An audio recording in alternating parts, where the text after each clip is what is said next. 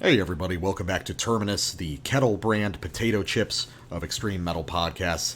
I am the death metal guy, aka death metal podcaster reacts to Eric Clapton. And I'm the black metal guy, aka please don't. No, man, it's gonna be, we'll have the thumbnail where it's just my face with this, big surprised expression about how into those tasty Clapton licks I'm actually getting as a death metal guy. Yeah, I should do one that's like that, but it's all just like, I hate this. This fucking sucks. Black metal fan hears Sweet Home Alabama for the first time. It fucking blows. No blast beats, no epic tremolo riffs. Yeah. Black metal fan reacts to Bohemian Rhapsody. Well, there's this. I remember on metal forums back in the day, there would be all this weird kind of social positioning among people who wanted to be like forward thinking, where they would throw out there, I listen to a lot of stuff that isn't even metal. Yeah, jokes on them. It's that is something that's actually changed, because I remember in the mid 2000s, there were still people who were like, I really just listened to Iron Maiden. So I guess it's better in some way that we can talk about other shit, but on the other hand, I kind of miss that vibe, I mean, when you've got Iron Maiden, what else do you need? Exactly. It's like Sarkrista with Sargeist. It's like, I don't understand the question. I've already found the best music. Why would I do anything else?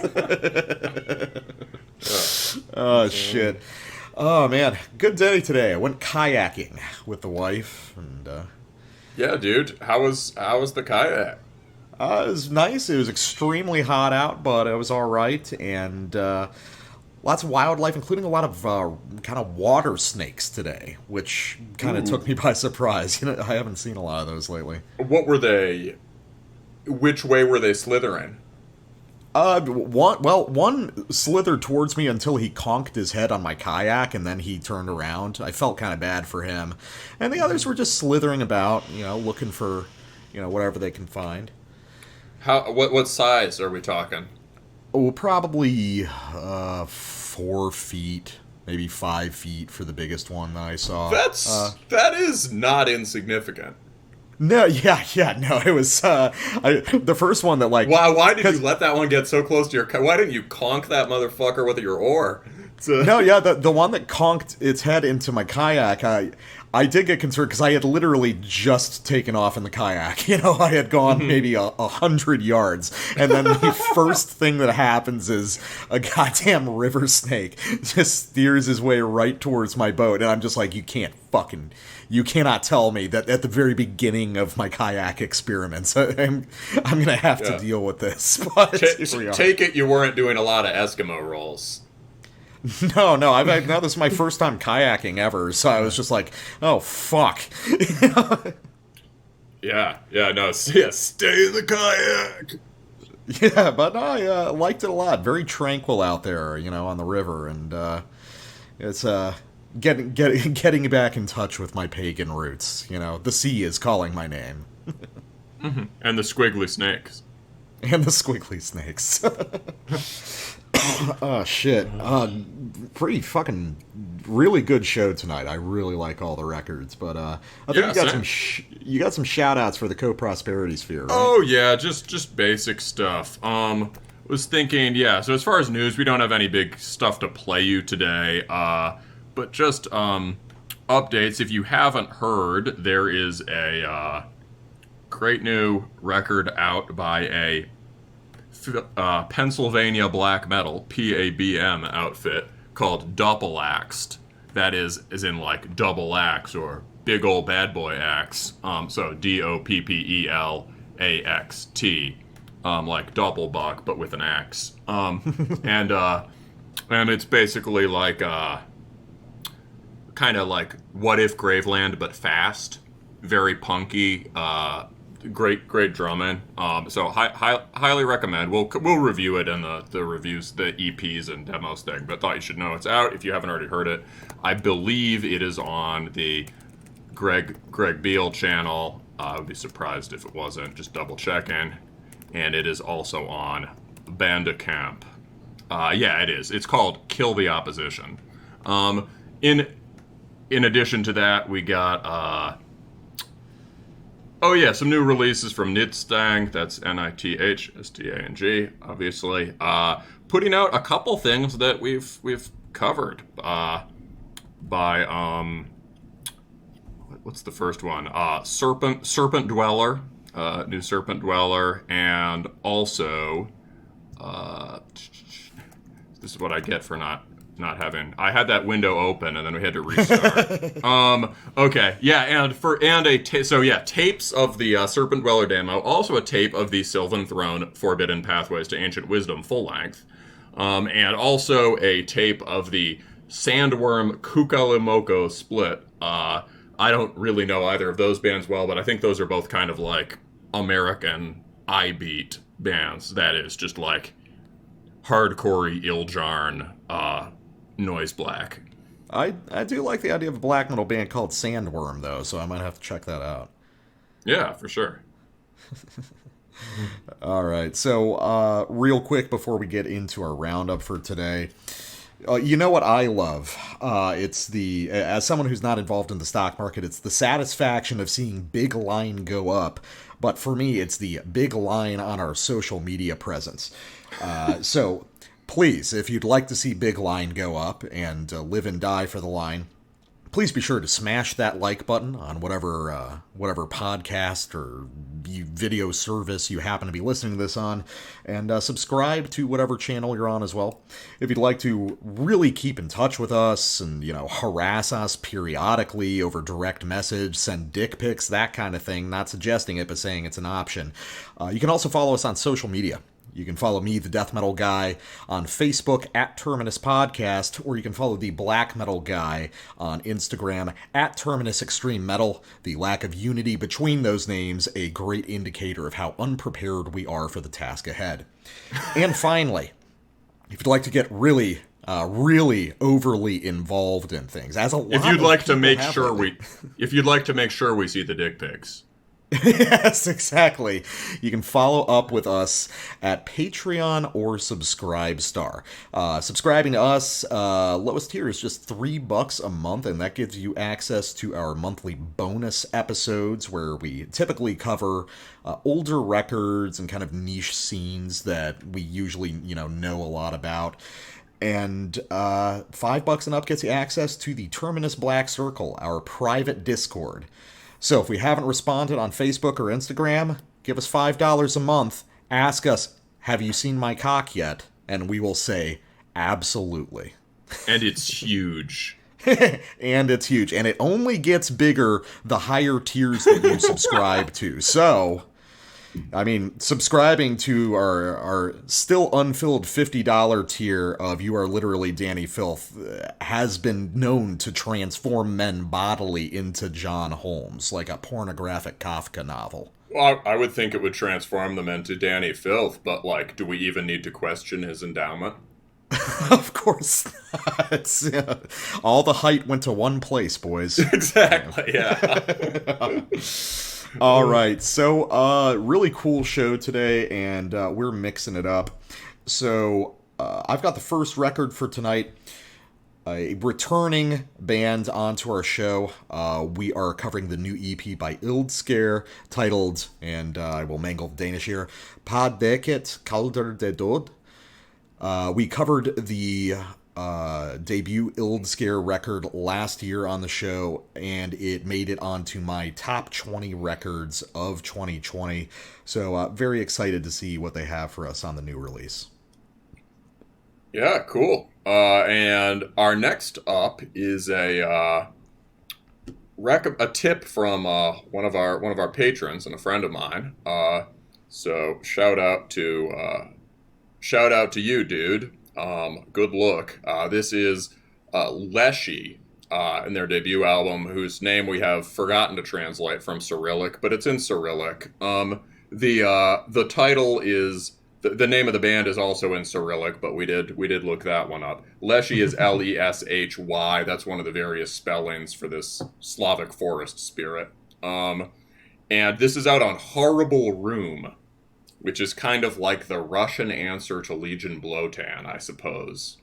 And it's a pretty cool label, so you can look it up by that. They do, in fact, have a Bandcamp in addition to their, tape distribution. And it's also on Greg Beale's channel. Okay. Then... number 3, bringing back the tradition of the third slot reserved for horrible, brutal death that no one listens to this show to discuss. We have the debut record by a project called Metharoma with their record Pipe Dreams Through the Alley out on New Standard Elite. This is a little bit of a super group, most notably for me, featuring Brian Forg of Syphilic notoriety, as well as Jacob Schmidt of Defeated Sanity, and a couple of the guys from Sarcophagy. Very interesting take on modern brutal death, and one that I was interested in bringing on the show.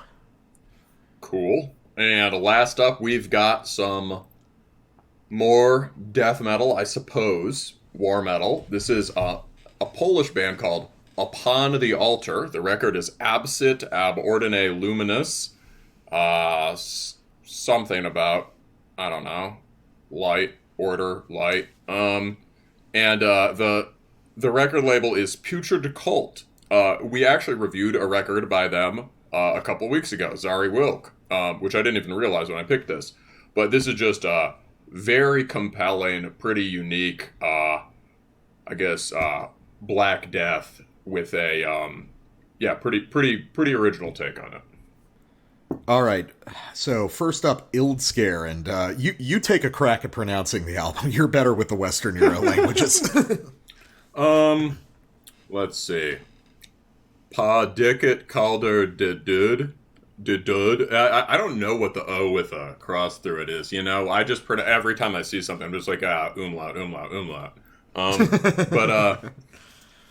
But yeah, who knows? It's Danish. Yeah. So last year, like we said at the roundup, we covered the debut record by Ildskaer, which is one, it's an extremely good record that everyone should listen to, and. So it's interesting to describe this band because they're definitely coming out of, what we've come to call the Franco-Finnish tradition of black metal. But Ildskaer definitely has some wrinkles in their sound that make them a little more unique. And what would you say distinguishes these guys? Because I think it's mostly a matter of mood. Yeah, you're saying from things in the sort of Franco-Finnish vein? Yeah, their contemporaries. It's definitely, it's mood. I think it's guitar tone in part. They use kind of a thinner, but also, they deliberately use a thinner, more kind of string instrument sounding guitar tone than a lot of those bands are. Mm-hmm. But I think they've got. We'll get into it in the review here, but they definitely have their own harmonic shadings. The last record, right, veered a little bit more towards kind of like melancholy, gothic, vampiric French black metal, even though that wasn't really the mood of the whole. Mm-hmm. It just sounded, definitely a more kind of, the mood is kind of somber, and I think the word I used last time a lot was resolute, mm-hmm. right? Resolute, that mood, that kind of like sense of sort of stern firmness, right, is, I think, might be a hallmark of the Danish sound, because we find it in bands like Fonbearer as well, even though it's very sonically different. Mm-hmm. But they also had those really huge, long, kind of, an unusual kind of very epic sounding sort of major key riff. That was kind of their calling card on the last record. Yeah. So approaching this EP, I think it's fair to talk about this in kind of a meta way first, just because this is a band we have experience with. I think that you and me both agree that this is a release which is, as you've termed it, like a research and development, an R&D release, because here you can hear the band clearly attempting to step outside of what they were doing on their first record. And I think, more importantly, they're nailing down exactly what Ildskaer is about. And now the resemblances to kind of Franco-Finnish, or especially French-style black metal, is starting to become thinner. I think they're really starting to step away from that on this record. Yeah, I agree. Yeah, this seems like, I think we... as you say in the notes, you're like, this one is... This one is much less focused on big riffs than the first record is. But what it is it takes the kind of standard rhythm riffing that was the basis of the last one, which often had this kind of more French quality to it, and really develops that and carries it away from the sad vampire thing. So they're developing their own riffing language on this. They really are, yeah. And it's and the song structures are the riffs have their own sort of melodic. The riffs have their own kind of shape, are starting to get their own kind of shapes and rhythmic patterns, and they are starting to really improve the song structures, which now no longer feel like riff A, riff B, riff C, riff D, riff A, riff B. Yeah, right? No, I think the biggest advancement on this EP is in the structuring of the music, because Ildskaer on the first record had admirably ambitious harmonic ideas and more complex, longer melodies than a lot of bands, but they were still sort of at the service of Sargeisty rock song structures. And here they really break away from it. This stuff is a lot more through-written, a lot more linear, and just a lot more narrative. And part of that owes to the fact that they're doing longer songs on this one. I mean, this is 3 tracks in, I think, about 27 minutes.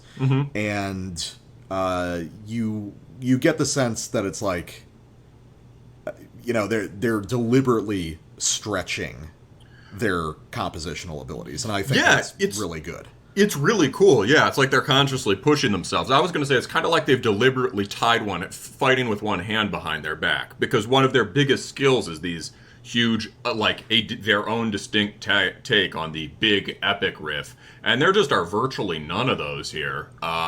And instead, the idea is, can we bring up the quality of the average basic riff and use that to make like the whole songs? And the answer is yes, they do. Yeah, this is the sound of a band doing the really hard work.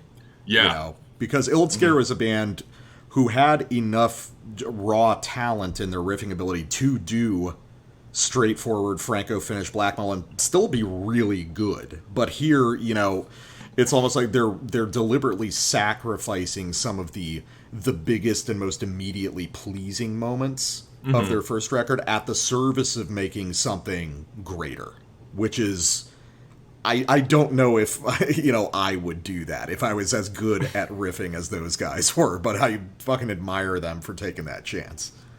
Yeah, it's a good use of the EP format. Yeah. So maybe we should show them how it sounds. Who wants to go first? Well, I mean, for this one, we decided just to do 3 samples because we got 3 tracks. I feel like double sampling. A lot of this stuff is very more than the sum of its parts in terms of structure. But let's just roll with the first track. This is a little bit after the intro on the opening track, Not an Artist.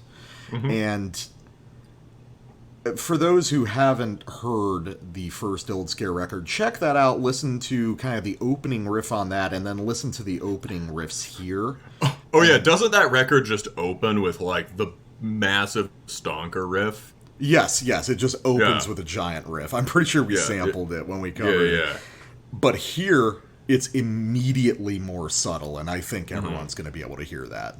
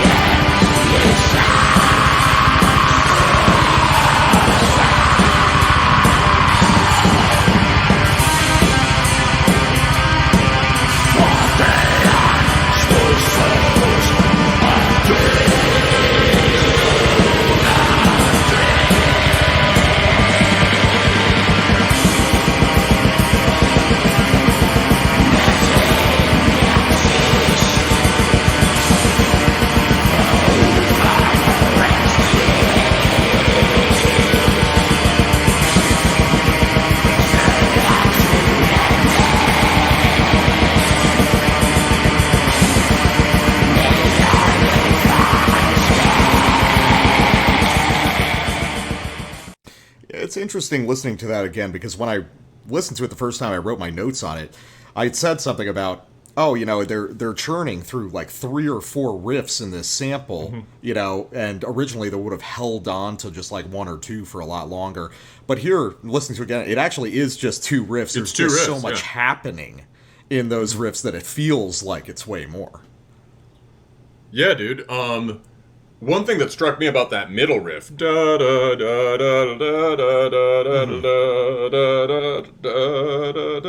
first of all, I can instantly remember it. Not that it's like a huge hook riff, but just having heard it, it's memorable. They are no longer really working with a set rhythmic form.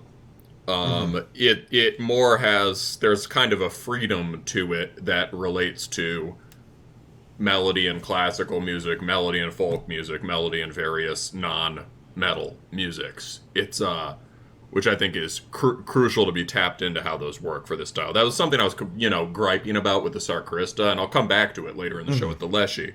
But this is a really good example of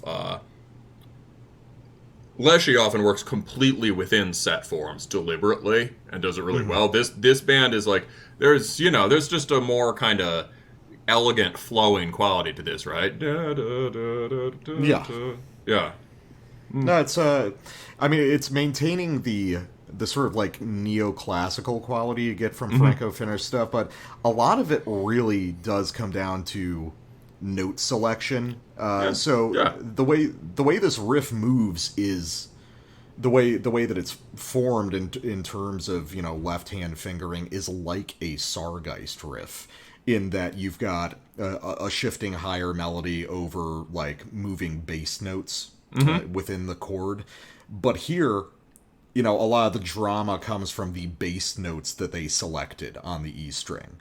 The Sargeist is always going to use kind of the same minor scale to construct their riffs. Here, you can hear how the first half is kind of like a Sargeist riff, but then as they start manipulating the bass notes more, well, then you start reaching back into like older French black metal. Like Hira Lorne is one that kept coming up for me on this one. Yeah, well, there's also sort of like a significant chord change that happens within the riffs. Within that riff, right? It's and the bass change reflects that, right? Da da da da da da da da. I guess they go up by a second, I guess. Da da da da da da da da da da. Like that second part where it lifts up a bit is kind of significant, and a lot of other bands playing in that style just wouldn't bother doing that. Yeah, the riff would be the first half of it. Yeah. Yeah. No, here it's like there's a real attempt to develop narrative structures, not just within songs, but within riffs themselves. Riffs that have become so extended and so convoluted, they become these little micro stories throughout their playing. Also, I really like the triplet blasted on this track. So they're subdividing 4/4 into triplets, so it kind of makes like a 12/8 feel, which is just very dense under the guitars, and you could play it more continually. You could go but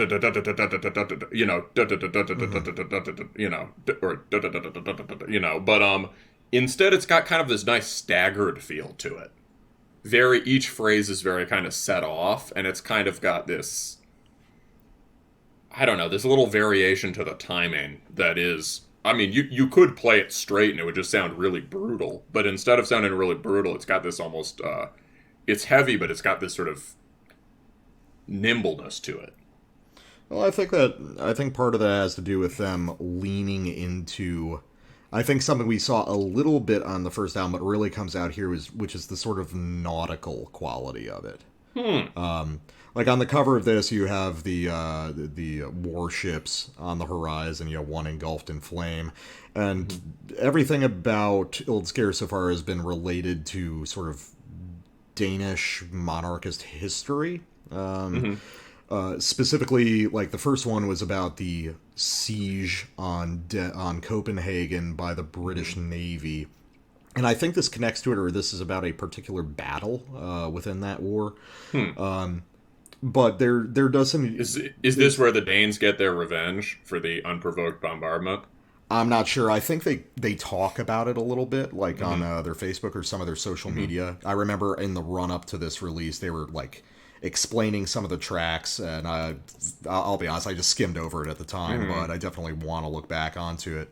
But yeah, there's this consistent sort of swaying nautical quality to this music. That I get that. You know what it is? That riff, it sounds all. If I'm just thinking immediately of nautical sounds, it sounds like a rope tightening. Yeah. Like deck rocking or deck creaking or a rope tightening. Yeah.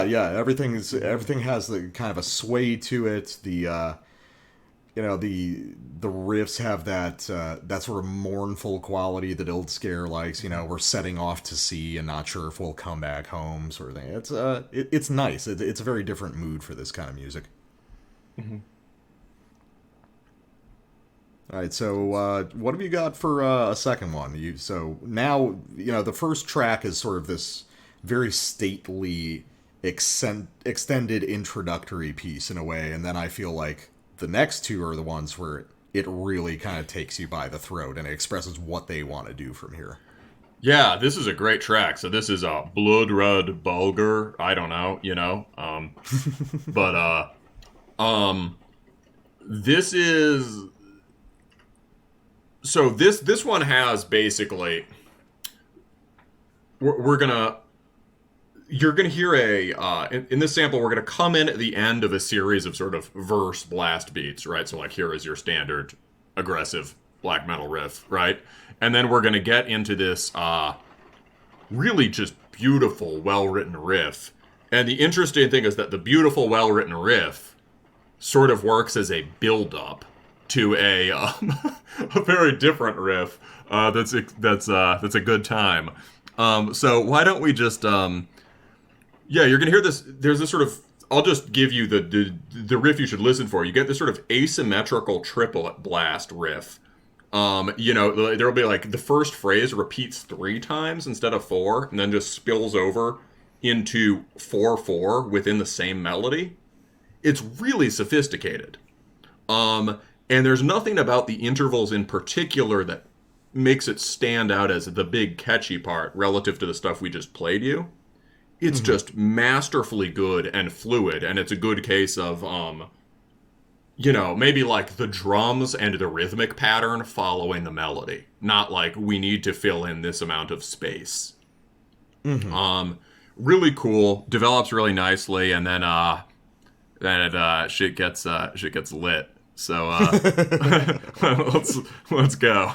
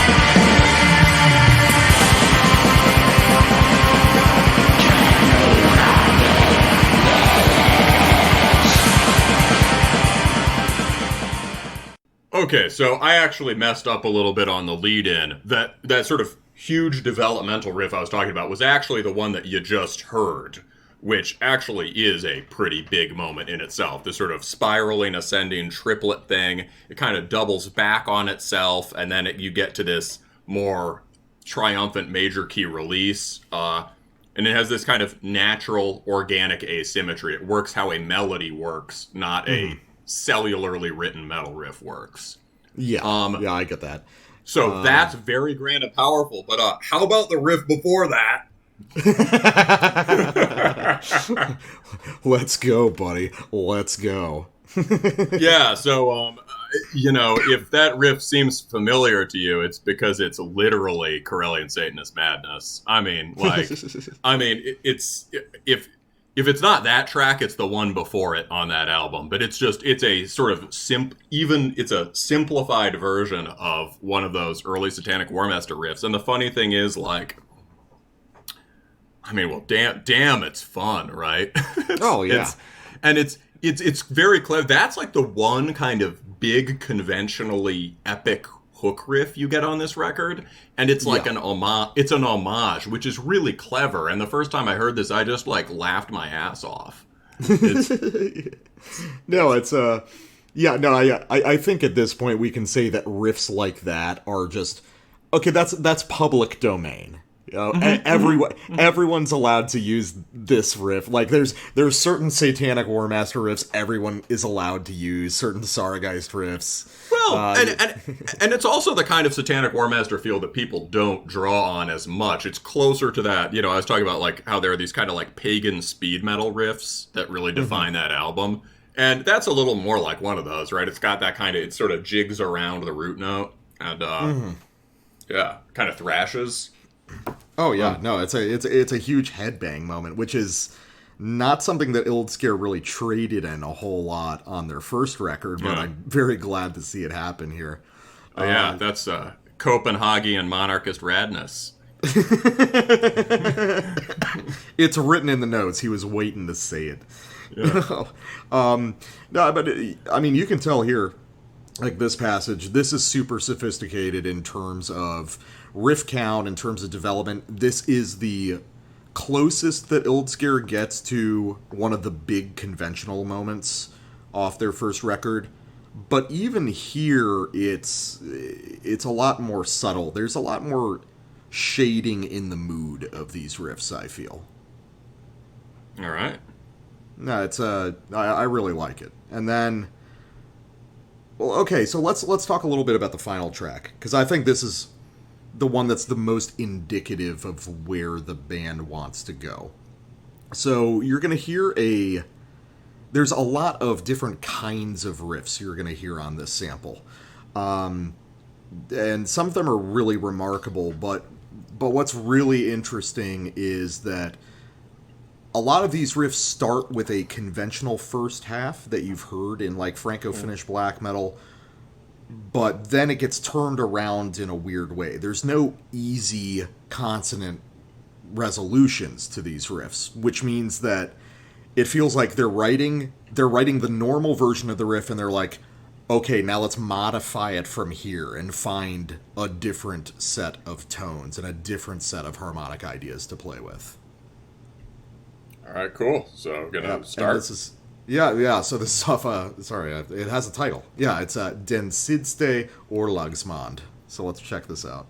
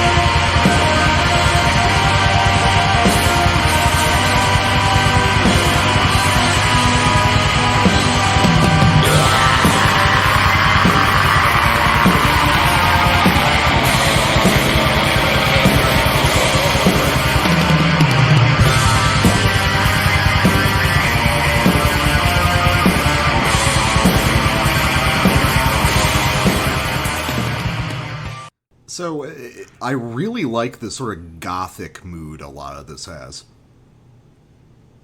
Yeah, it definitely. Yeah, it sounds very. It draws on the most gothic sort of French BM stuff, but it doesn't really like.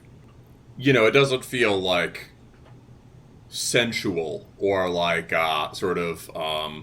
It really does. It doesn't feel like. It's still melancholy, but it doesn't feel kind of like. It doesn't have the kind of. I said it before, but sad vampire vibe that the first. It doesn't. It doesn't have the effete man in the waistcoat on the fainting couch, Exactly.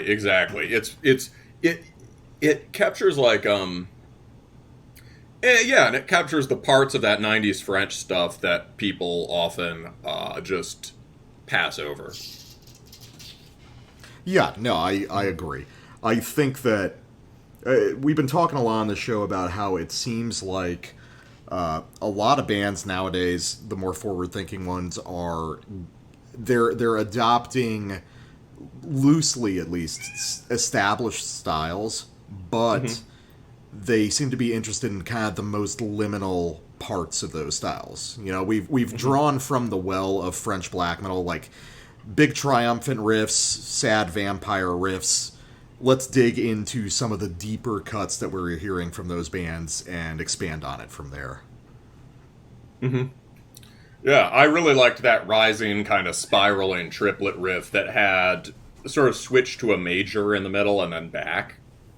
It had that one was pretty cool. And then there was that big very manic. Yeah. Yeah. There was that big slowdown, and personally I'm only a fan of things that are fast. However, that was a creative and unexpected moment. That was almost a genuine. They didn't just halftime it. I feel like they genuinely slowed down. Yeah, there's an actual tempo shift occurring, which is actually surprisingly hard to pull off on the fly like that and make it sound good. That one actually really struck me because I think that's slower than anything they did on their first record, and as minimal as it is, it does actually have the power to it that those sorts of slow black metal riffs are supposed to have. And in all seriousness, it doesn't drag. It's not. It comes off like a big moment. Overall, I guess one thing to say is that, especially for people of the first record, it's fair to say this is not as, immediately gripping and pleasing as the first record was. I mean, I'll probably listen to the first record more than this one just because, those kinds of riffs are like catnip to me, but this feels like this is sort of objectively better music, Yeah, completely agree. This is a decisive step up for them. And I get the sense that they are keeping those big riffs in their back pocket for the next record.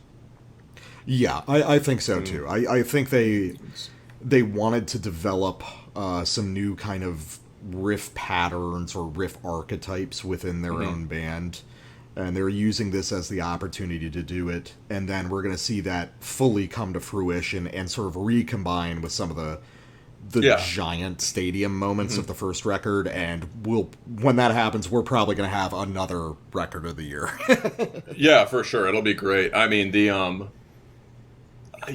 thing, there are a lot of bands now, it's almost like it's a cliche now, people talk about triumphant black metal, right? And a lot of these bands, they give you the triumph just right from the get-go, right?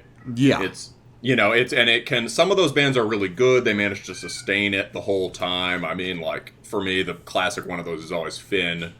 But, a lot of it is just, very, just here's the candy, here's the candy, here's the candy, here's the candy, right? Yeah. Not necessarily that there can't be some profundity in there, too. Depends on the band, right? But, it's very much just this one affect, whereas this band is making you struggle. And I feel like I just looked at the background for this record, This is still about losing battles with the British Navy. Because the whole point is that they're a nautical nation, but they had nowhere near the naval power of the British, right? And the British also just got the jump on them. So this is just about sort of like noble losing struggles. Yeah. Well, I mean, it fits with the mood of the riffs and everything. Yeah. No, I'm glad to have them as a band that we're gonna keep checking in on. Next record has to just be, the Danes get their revenge, but by going back in time. So we just get Danes marauding the coast of England in like the year 800. Just Danish naval Viking raids. We gotta win one sometime, boys. Might as well be now. This is a little one Gash, and you're listening to Terminus. Alright, so next up we have a demo by Leshiy. And while we were taking our break, I actually decided to look it up. It looks like the title of this demo translates to The Old Dreams. And how'd you find this? Was this just a... Oh, yeah, you said this was one of our patrons that threw this on, right? On our Discord, yeah, thanks. I mean, he's also an old friend of mine, but yeah, thank you, Kveldolf. Good recommendation. This is, it's attracted some attention on Bandcamp and on, YouTube. It's gotten... Greg Beal has posted it. Also a newer channel called Mau da Gloria, which is pretty solid. I feel like I like most of what Greg Beal posts better on average. However, this person does post some good stuff also. And it's worth checking out for anyone who follows the show. But yeah, so this is it's out on this Russian label, Horrible Room. And what's interesting about A Horrible Room is that although it is in Russia, it is the aesthetic seems less Slavic black metal than Legion Blotan or various things from the US that were influenced by the sort of Klaxon Records, Mysterious Sky hardcore stuff. So maybe like the maybe like Nitstang is a good comparison. Also, like black metal, like people from the hardcore scene who've moved firmly towards black metal, but kept a lot of that kind of noisy, stompy vibe. So, in some sense, it has more in common with this sort of global scene. But yeah, I've seen some things by this label before, but this is the first thing I've really checked out properly. And man, did I underestimate it. Yeah, it's got a lot buried in it, once you get past the immediate impression. Yeah, first heard the first two riffs, and I was like, oh, cool, this is like proper Seigneur Valanda worship with some great riffs, right? And then I go back to it, and I'm like, listen to the whole thing while I'm, taking a walk the next day, and it's like, oh, there's a lot of stylistic range here. There's a lot more going on than I thought. And then, I listened again, and I'm like, damn, the whole thing is just really well written and sort of passionate. And then, at this point, I've listened to this. It's been like a week. I've listened to this like 10 times at least.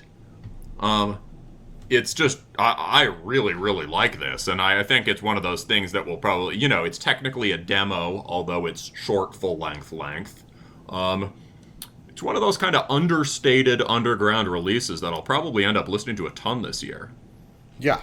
No, it's interesting because it's like they kind of smuggle the deeper ideas into this, because like the first couple songs in the last track are very much in that like Seigneur Volan meets Ukrainian black metal niche, but I think it's like the middle tracks of this where the range really expands out, and clearly the guy or people behind this have a really wide-ranging grasp of black metal songwriting technique. And I think even just within that range, they do create a style of their own. Ukrainian black metal that doesn't forget about second wave black metal. Yeah. It's Russian. Oh, yeah, my bad. Russian. They depending on which kind of Russians they are, they'll either like that association or hate it. Depending on what particular region we're in. What particular wing of the Russian black metal scene, right? Yeah. Yeah.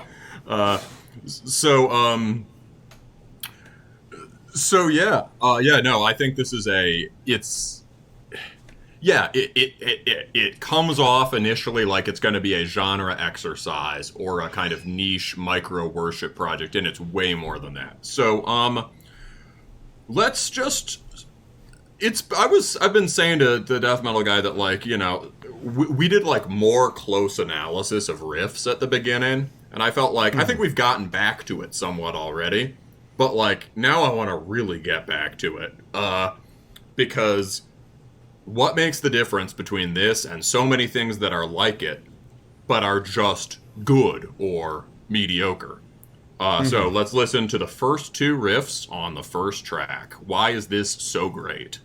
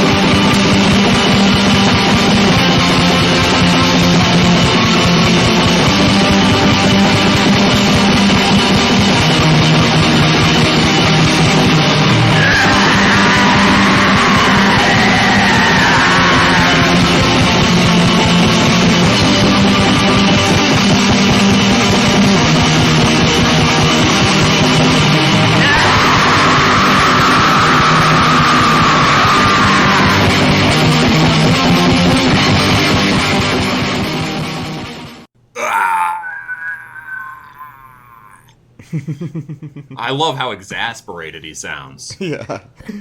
It's got that grumbly qualty that I appreciate. Yeah, exactly. Yeah, he's just pissed. It's like how I feel when I wake up. Man, though, beautiful riffs. So before I spurg out about this, what are your thoughts? Oh, I mean, I think you can go ahead and spurg. I mean, it's an array of, like, expertly arranged Seigneur Valon style riffs, with that little bit of Eastern flair. It's always interesting hearing how, Russian bands or Ukrainian bands will play with these sort of scale ideas that are, like, slightly Phrygian. Just because, it really is an East meets West kind of thing occurring.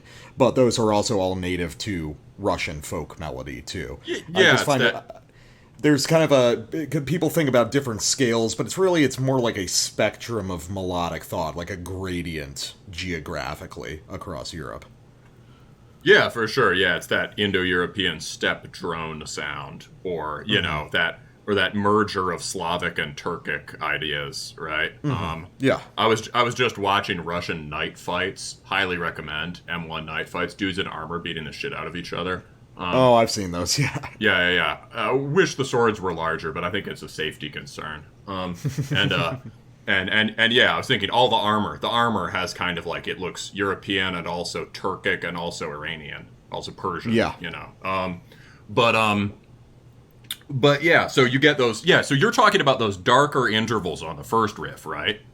Yeah, that was one that stood out to me. Which you could, that's a good point. You could associate that with the sort of more brooding, sort of tense, Phrygian tending stuff on Hate Forest or something, right? But definitely. But really, what it is very much in this sort of, So what makes this so good, right? Well, all those riffs in particular, right? these are written from set forms, right? It's the 1 2 3 4 1 2 3 4, right? Riff, right? Yeah. And and then it's just half notes. Ba da da da, right? And so this could very easily be the stuff I complained about, like grid-written Sargeist worship, where it's just kind of like, here are your 16 notes, fill them in as you please, right? Most of this record, especially in this sort of bread and butter riffs like that, is written from set forms, from these sort of standard troped patterns. But everyone kind of is straining beyond that. It kind of exceeds the bounds of it. And it's because this guy or guys, they have an ear for, not just for riff, but for melody, in a way that means they have some familiarity with classical or folk or whatever ideas. And so, so what makes these tick? Well, everyone will have heard how powerful that second riff is, right? It's got this kind of, it takes this like descent at the end, and the descent is where it soars, right? Mm-hmm. Da da da da. Reminds me a bit of like one of those best riffs off of Katotos, the Serpent Column. So let's look at the first one. So this could really be a grid riff, but it's all on these intervals. So as you were saying, there are a lot of these half steps, right? But it gestures towards the Phrygian thing or towards darker black metal, but it doesn't sound like crashing Dark Throne dissonance. It doesn't sound like Snake Charmer music. What it really fits into, to me, is the sort of like sinister minor scales you get with some Gorgoroth, or I never miss a chance to talk about Dawn. Any number of the sort of more sort of high caliber mid '90s brooding black metal. It evokes, just in a vague way, it's kind of like, late romantic classical music too. But and you hear shades of this in Signor Voland, but those are not the parts people draw from, right? Oh yeah, no, they just draw like big epic riff go burr. Yeah. Grundherd does a good job of capturing some of the more aggressive side of it, but like in terms of the sort of more sinister sounding tight intervals, this band gets it pretty uniquely. And so what does this riff do? Well, da da da da da da da da da da da da da da. It looks, you can see this riff in your head. It's like a bunch of sort of inverted V's with the second part of the V shorter than the first. It's just these, it looks like a lightning bolt ascending. Da da da da da da da da da da da da da da. It's got this, even within this one riff, it has a sense of harmonic development built into it. So you get the first couple ones have these more sort of tense intervals, right? So you get like root note, half step, and then you're up like a 4, and then you're down a half step from the 4, da da da da, right? So that could be this more classic black metal dissonance, right? Mm-hmm. Then you're like 4 down the half step again, da da da da, right? And so it echoes that sort of little turn, right? But instead of the rise, you get only the descent, and then you get another.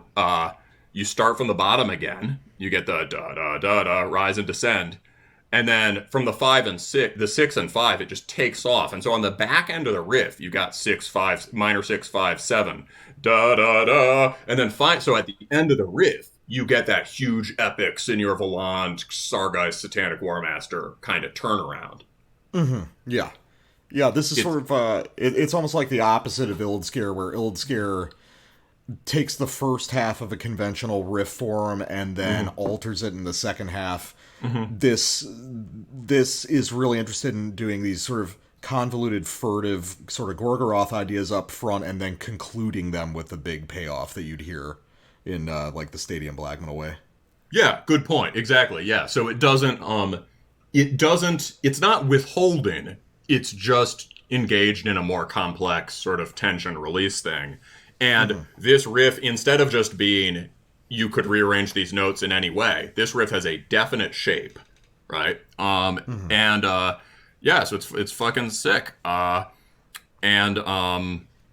Yeah, I think we got through that. So then what makes the other thing like so good? Well, then you end on the 7, right? And it kind of rests on the 7. Da da da.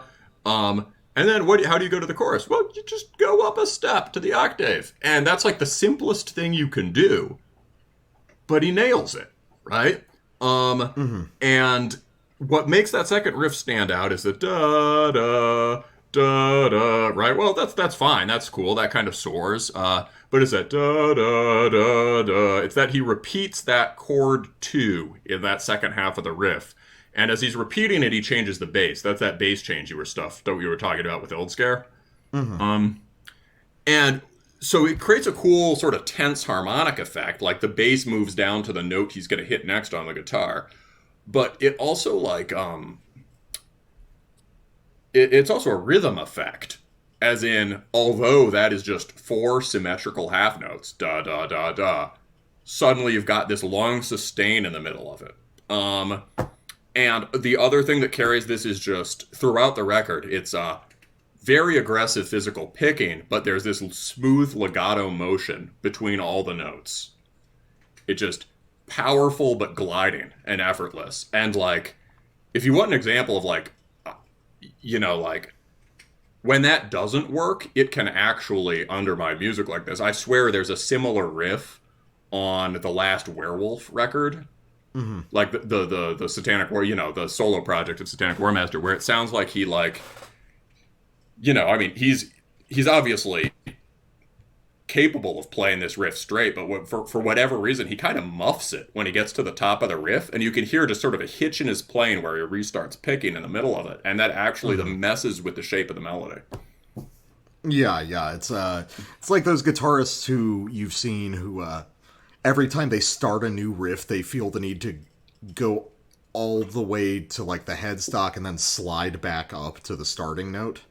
It's a very, very odd, like, bad habit I've seen certain guitarists have, and it seems to come from sort of like more traditional heavy metal stuff.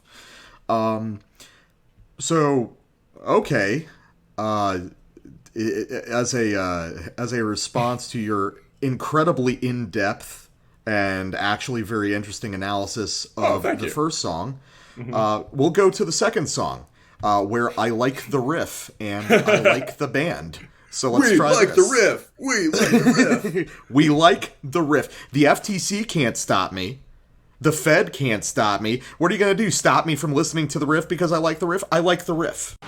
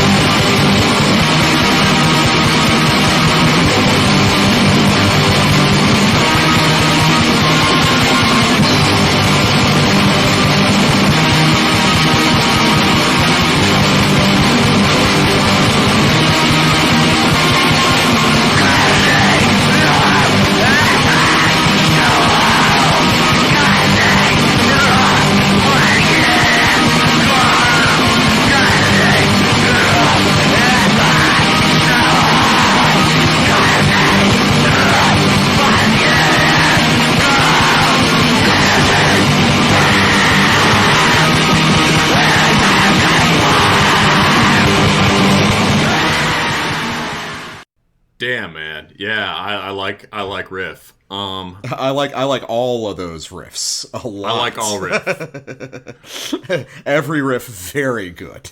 So you've got such a range of just a different awesome things that I always loved.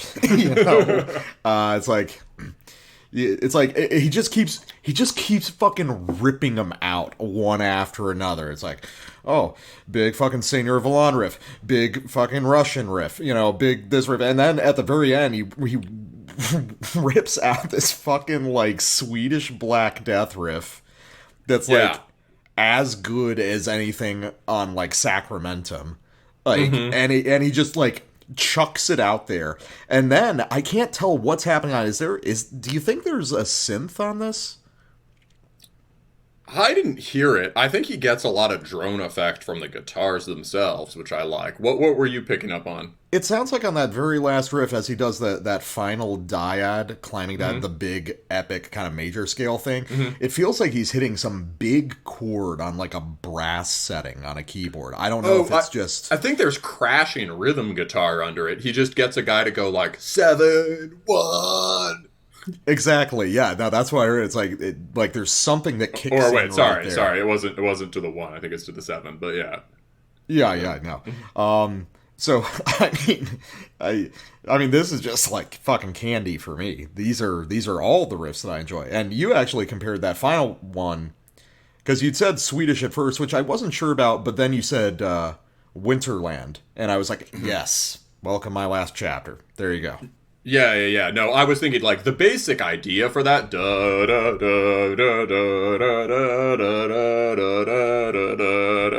right? The basic idea for that, the most famous riff that works like that has got to be "Where Dead Angels Lie," which is, Dissection, obviously, a goofy but awesome song. But then it also has this he's blasting it instead of doing this kind of waltz thing, and it's a much more furious riff. It doesn't have the sort of goofy Metallica-isms of Dissection. And so it makes me think of Dawn. Dawn might play a riff like that, but it's not quite like Dawn either. And I think Winterland is right in between those.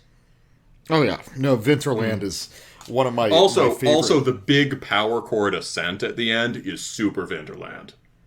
Yeah, that's extremely Winterland. Because, Winterland is the... I didn't even realize it because I guess it's a well-known record, but it just managed to kind of slip by me for so many years. It's like, oh, here's a record that just like gets the scoop on and presupposes everything about black metal from 2010 on back in 1996, No, yeah. So no, I think, but this really does show off. It's not just. When I heard that riff also that's when I realized, like, oh shit, this band is like, this isn't just a worship project. And there's another sick riff at the end of this track too. It gets super feudal, which is awesome. But like, it's, at that moment I was like, shit, this is with this sort of single note arpeggio stuff and whatever, like, this is a fuller idea. Yeah, no, I think that, like, even within this track where it's like it's all musical candy to me, but it's so many different kinds in one place and they all slip into each other so elegantly, I couldn't help but be really impressed. But beyond that, okay, so track 5, so there's something really interesting happening here. Like I said, the first couple tracks kind of trick you into thinking that everything is just going to be like hyper melodic, really kind of high spirited stuff. And I mean, it is, but then you get into a block of middle tracks, like the 3rd through the 5th track, where a lot more ideas come out to play and a lot more kind of like traditional second wave ideas emerge.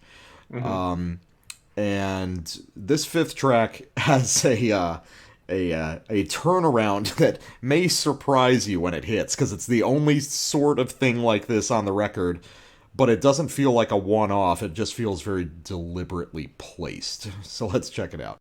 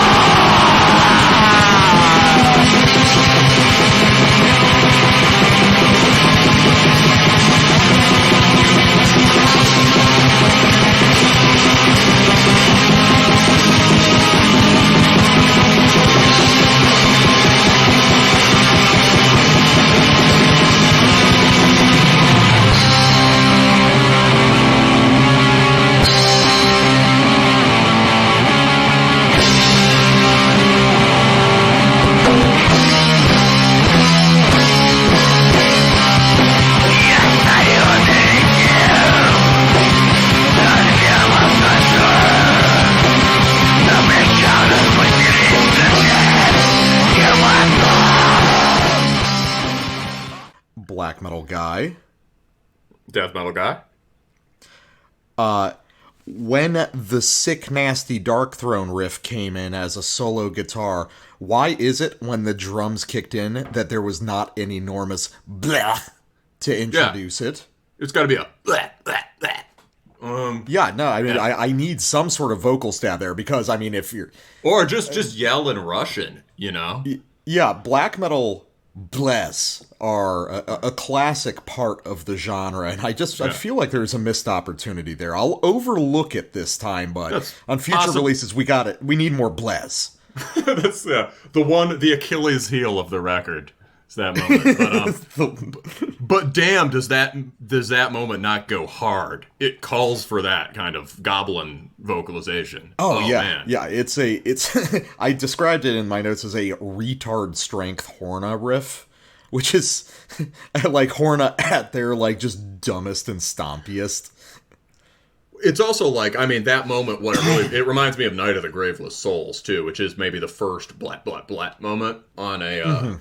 Maybe, but also in terms of, so yeah, I hear the Horna connection for sure, but what that really is, I think also is just a naked, stompy, US-style hardcore riff. I can see that. That's like, there's, the fourth track on here, I think, is like a whole track that's kind of like that, except some blasting. I feel like that one's kind of the weakest link, just because the rhythm riff is not great, but the fourth song is just basically like a hoax track. If you took a little more care with the riff, I'd like it more, right? But like this is a great stompy hardcore riff, just top notch, and the way it interacts with what came before it is so heavy. Oh yeah, no, there's a period in my life where that huge run-up of epic riffs concluding with that stomp riff would have driven me fucking insane. But because it would just be like, really? That's what this all leads up to? And now it's like, now I understand. Yes, it does lead to that, and it's perfect. Now you see the light. Yes. Now I see the power of the interrupting Dark Throne riff. Yeah. You could just shout, "Get your two-step on!" I also just love obviously that it's got that cool sliding rhythm thing going, but it's really just those chord stabs at the end, for the turnaround on the riff. They're so like, you're right, that is very dissection, because that's a very Watain thing, and Watain are just dissection. But the chord stabs are also very... I see what you mean about the hook being in the turnaround. That is a Horna thing for sure. But like hardcore bands do it too. Yeah. It's a... Man, yeah, and also those storming riffs leading up to it, man, in particular that...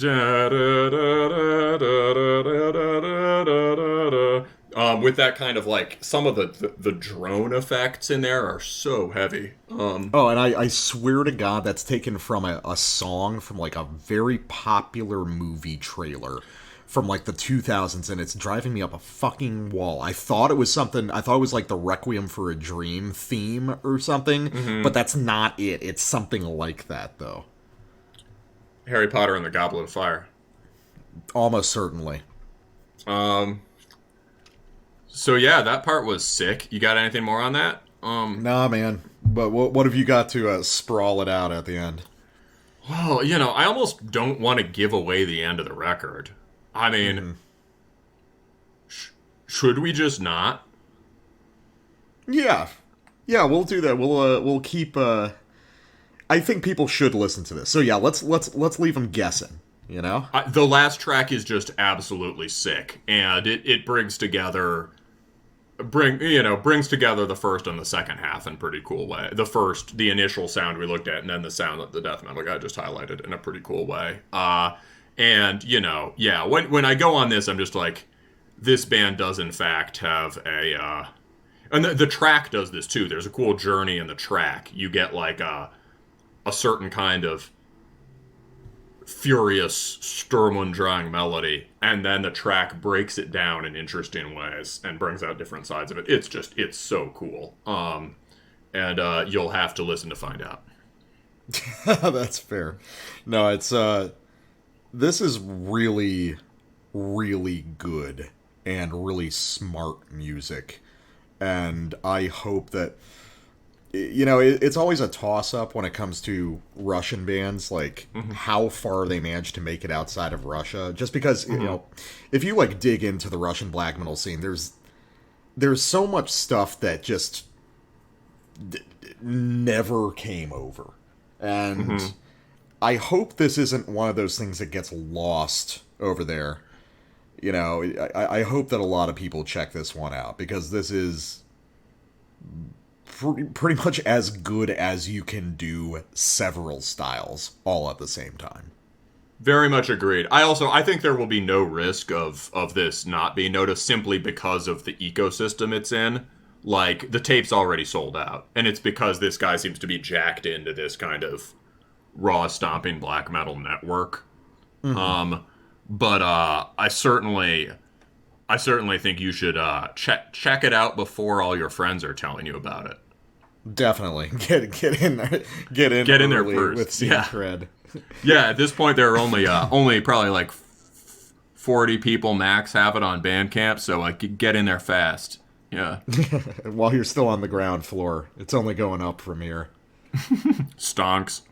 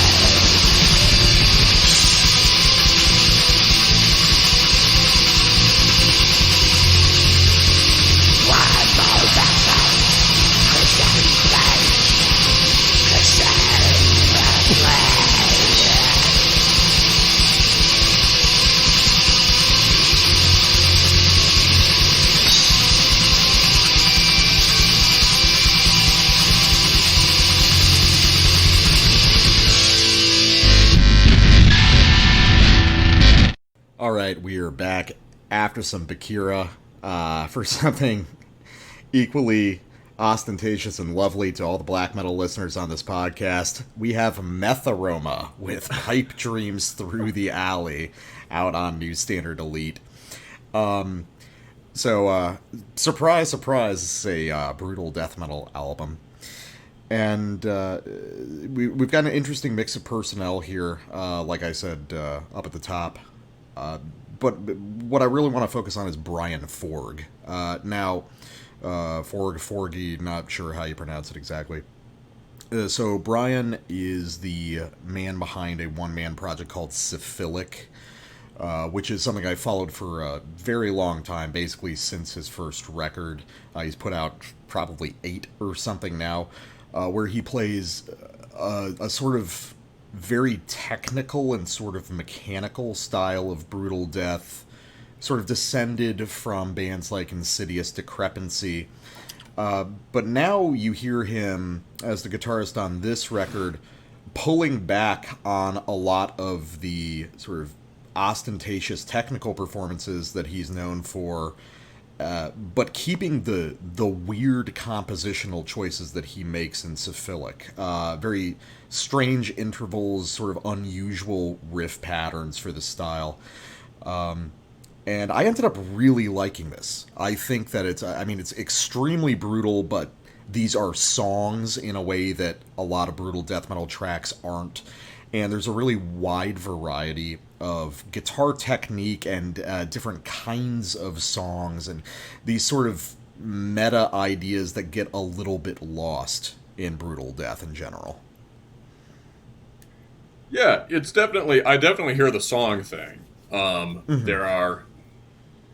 There's a nice thematic unity to a lot of these. You can hear that like a bunch of the riffs in the song are clearly related to each other. I like, this is probably a little too brutal death for me to love. But it's solid. I like it. I would say I like it not as much as the really unhinged war metal-y stuff, but more than some of it. I think it's got a good tone, in terms of just like doesn't sound clicky and sterile, right? But it also doesn't sound raw. It's just got sort of beefy. It's got like a brutal death version of beefy classic death metal tone. Is that a fair description? I would say so, and I think that one of the important things is there's a real, like, razor-sharp clarity to the guitars, so that when you get those very strange, kind of incisive, single-note tremolo riffs coming through, they come across a lot more effectively. I would say that one of the things that really distinguishes this from a lot of the brutal death that I bring onto the show is its relative readability. This is pared back a little bit on tempo and technicality, but not necessarily on being unusual and being out there and experimental in the way that a lot of brutal death metal actually is now. It's just it's a lot clearer, and I could actually see this being a good bridging album from people who are into the weirder side of regular death metal into some of the brutal death stuff that we talk about on the show. Yeah, for sure. I think, anything else about it? I think thematically it's worth talking about, right? This is sort of, the song titles on this are all kind of like real-life American horror. Yeah, you got, like, I love that aspect. Yeah, Spray and Pray, Self-Preservation, Fentanyl, Cabin Fever, which seems maybe like a COVID thing. In the locker room, which who knows what that's about. The implications are dizzying. Yes, Metharoma, Streets of Recovery, Clandestine Study, and Correct and Rehabilitate. So there's this bit about, this sort of like drug-induced misery, but there's also this kind of, seems like this sort of cynicism or skepticism about kind of like the rehab industry and like maybe like the pharmaceutical industry in general. Yeah, that seems to be a thing particular to Brian Forg. So, like, the sort of lyrical themes and topics covered in Syphilic are a lot more, like, gory and absurd and grotesque, but they tend to revolve around the what seem to be, like, very precise fixations of his, like, a lot of stories of drug addiction, stories of families destroying each other in a literal fashion. And there's always this pervasive like societal corruption, lots of stuff about the police. There's a sense of, like, closing the door on Western civilization, of, the deconstruction of all the systems that we're used to, and kind of the reduction of man into a feral state. And I think that a lot of this is touching on some of those same ideas, because Brian has a long and storied history of interactions with the cops and stuff. So, and and I gather probably interactions with, like, rehab facilities, with everything. This seems to be an indictment of. It seems to be an indictment of every part of the process of being a drug addict, from the actual addiction itself to the way the criminal justice system attempts to rehabilitate it. Because it seems like the song titles they're communicating a story, aren't they? There's a narrative arc, a progression through scenes. And I think that's very interesting. There is a deeper idea here, and I think it plays out in really interesting ways. Where's he from again? He is from Detroit. Oh, you've shown me this guy before. Yeah. Yeah. The Syphilic stuff, where it's just like Syphilic does legitimately have, even as a guy seasoned in this, some of the most distressing lyrics and artwork I've ever seen in death metal. It really is creepy in a different kind of way. Word. Yeah. All right. Well, that's interesting. I didn't connect it with that guy. No. Yeah. So you've got that whole urban decay theme that's extending into this.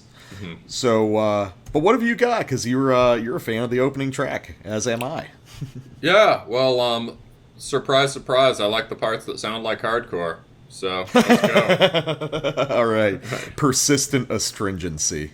Yes.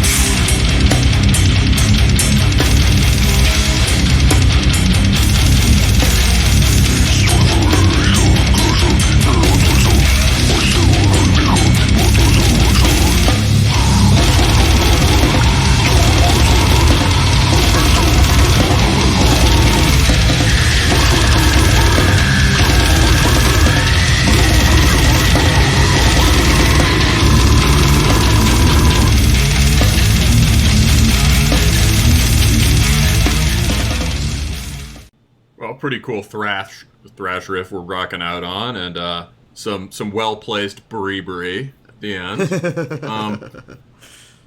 But for me, obviously, the part I loved was the part that sounds like Master Killer. But yeah. Oh no, I was listening to this again. It's like, oh, this really is sort of like a hardcore intro track. It's like big preparatory breakdowns, one after another, getting you hyped for the rest of it. I think that's right. Yeah, I mean, personally, just because personal taste-wise, I wish there was more that sounded like this throughout the record. But yeah, those moments where he like pulls out. So a lot of this is organized right around these sort of like, I guess it's the center of brutal death metal is these sort of like bombarding series of 16th note runs, right? Or like 30-second notes or whatever. And so when it breaks out of that to just crash on these big kind of minor chords, that's fucking cool. Yeah, there's the way these riffs are. I guess because what you're talking about, especially with like the just really fast 16th note kind of palm muted runs, I mean that's kind of like the brutal death version of Sargeist riffs written to a grid. It's like yeah, that makes sense. I mean, there's a little bit of a different aspect just because in brutal death metal there is a fascinating sort of athletic quality to the music. We've got an interview coming out soon where I talk to a guy and we talk about that a little bit, about how there's unlike a lot of other styles of metal, there is an idea of consciously challenging yourself on the instrument.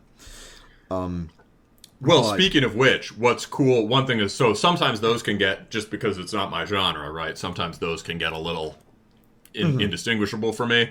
But usually when they're played at the sort of confident upper mid-tempo, right after that big hardcore break, he starts doing the runs again, but he plays them like twice as fast as he does elsewhere on the record, and that's really cool. It just all blurs together, right? Oh, no, yeah. Brian is a really, really outstanding guitarist, and for the most part, he really kind of strips things down on this and makes them a little more straightforward, but it does make those moments where the technicality really comes out super explosive in a way that you don't necessarily anticipate up front. Yeah, no, I love those ignorant breakdowns. Those remind me a lot of some of the stuff you would have heard off the Hanging Fortress record we covered last year. Yeah, it does sound like that. Yeah.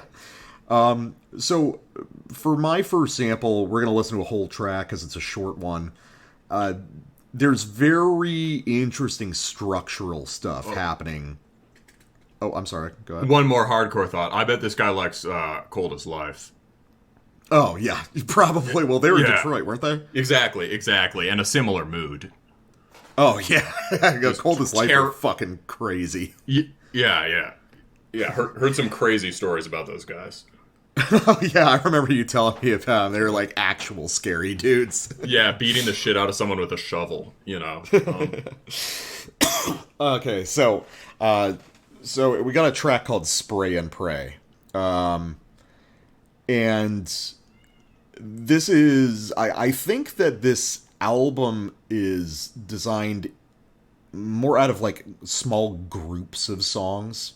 Like I think there's sections of the record that form acts, I guess. Like and you can kind of see that in the song titles too. Like you can see the like the last three are all sort of an act together about the rehab process or something like that.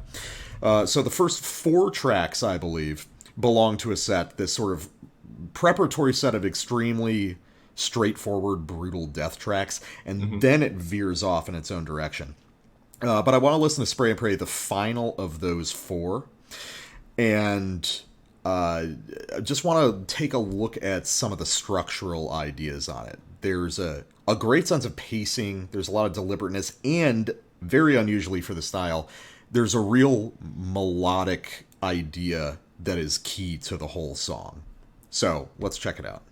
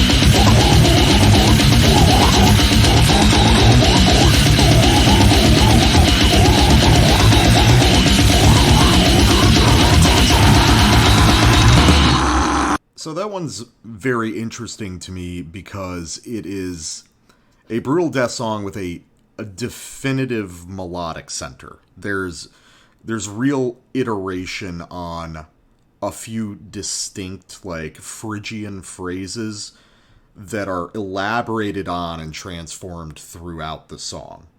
And they're all very good riffs, but it's rare to see stuff in this style with such a coherent and deliberate melodic development, I feel. Yeah, so what would you, don't want to put you on the spot, but, like, what, could you, like, hum the main melody? Which do you hear the main melody as being? Because there were certainly parts that stood out to me as catchy, but...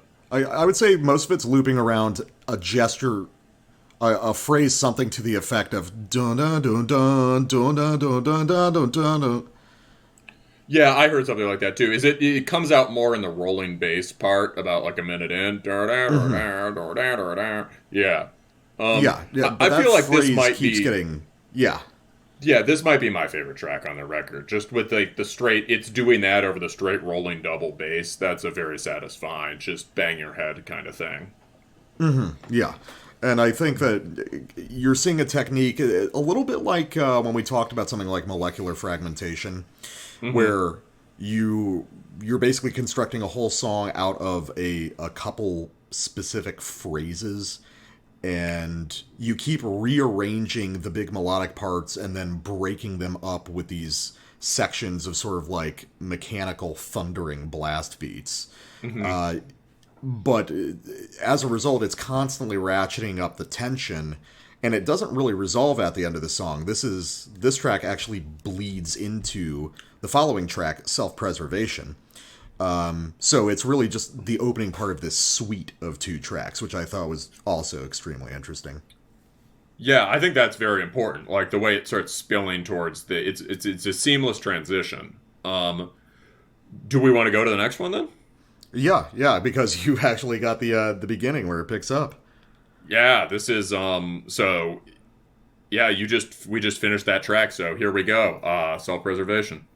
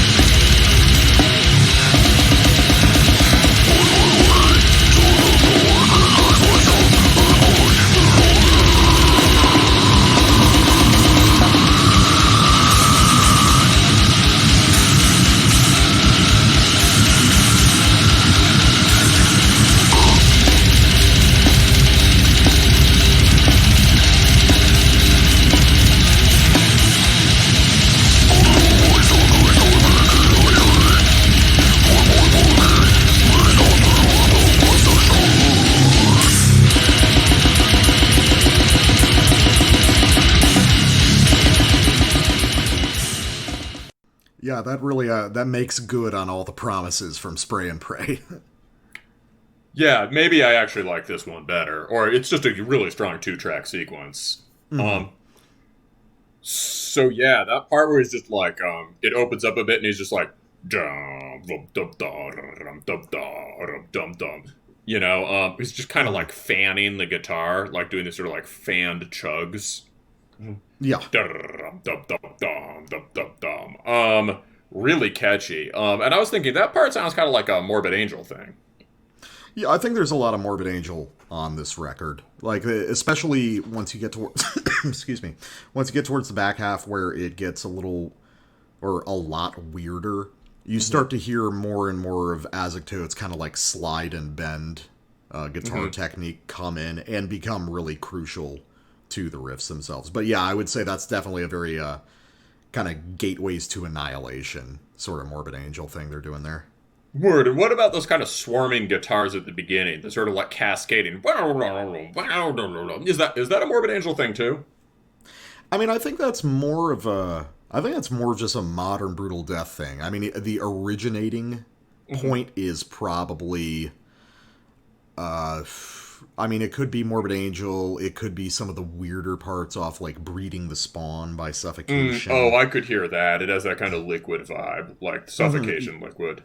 Yeah, there's a lot of Suffocation on this record. I mean, there's a lot of Suffocation on every Brutal Death record, but I think the reference points for this album are more like one like mid-era Cryptopsy, like Whisper Supremacy, and I also hear a lot of Skinless in it, who are you're probably not that familiar with them, I'm guessing. I've seen the logo.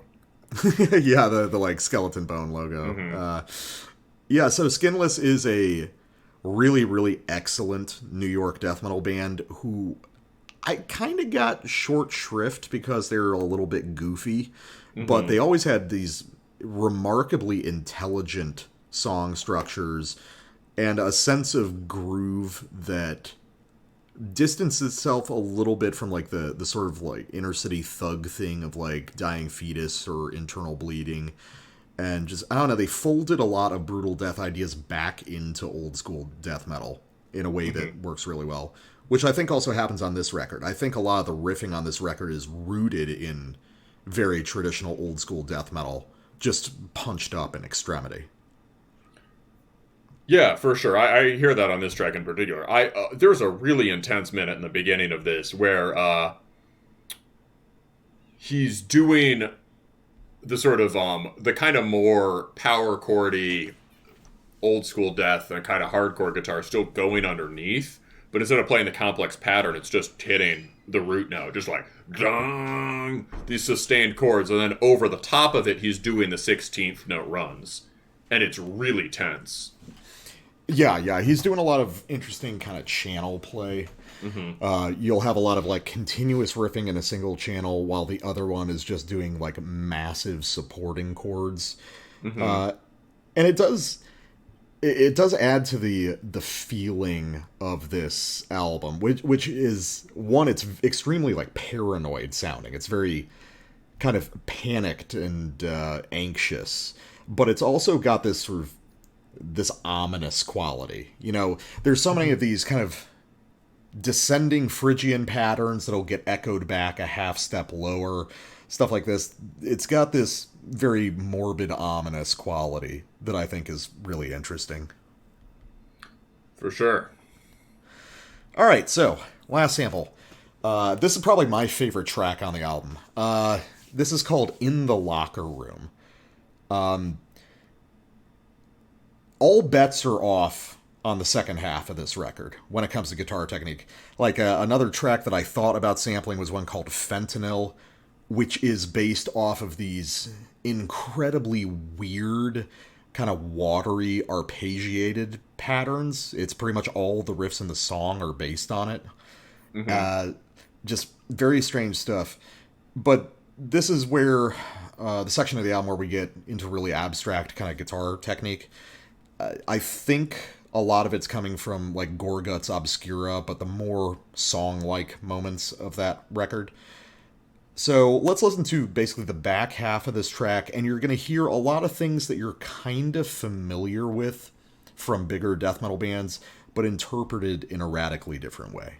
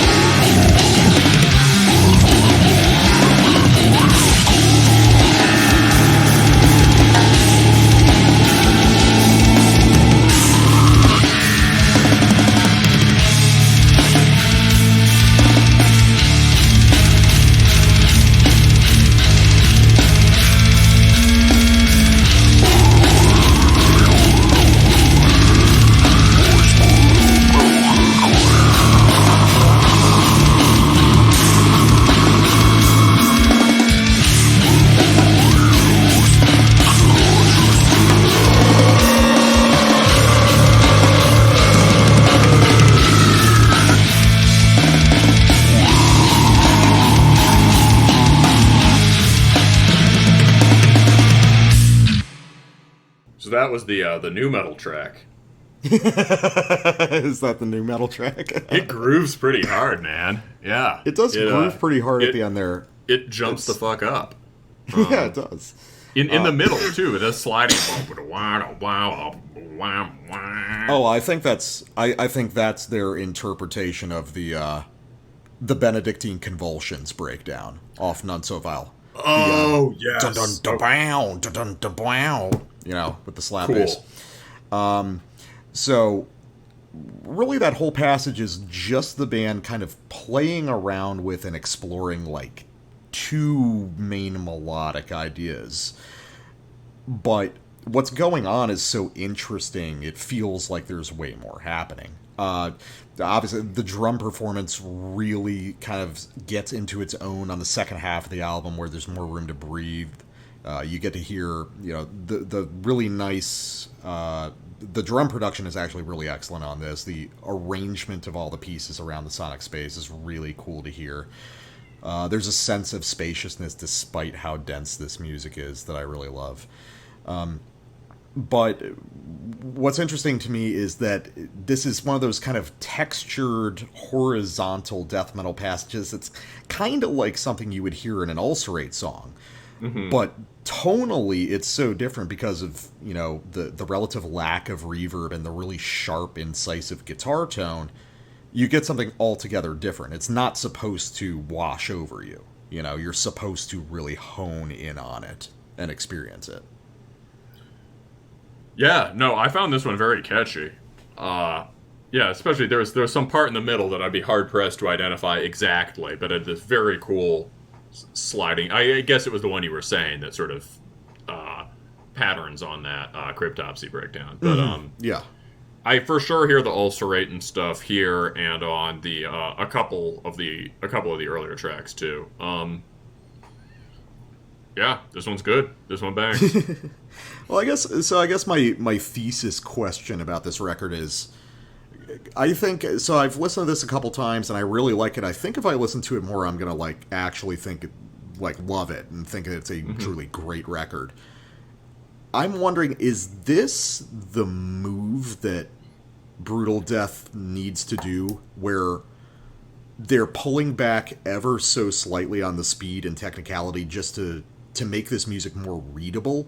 Because you're never going to, you know, confuse this with so-called regular death metal, but it feels by paring back on the excess just a hair, a whole world of possibilities open up in this.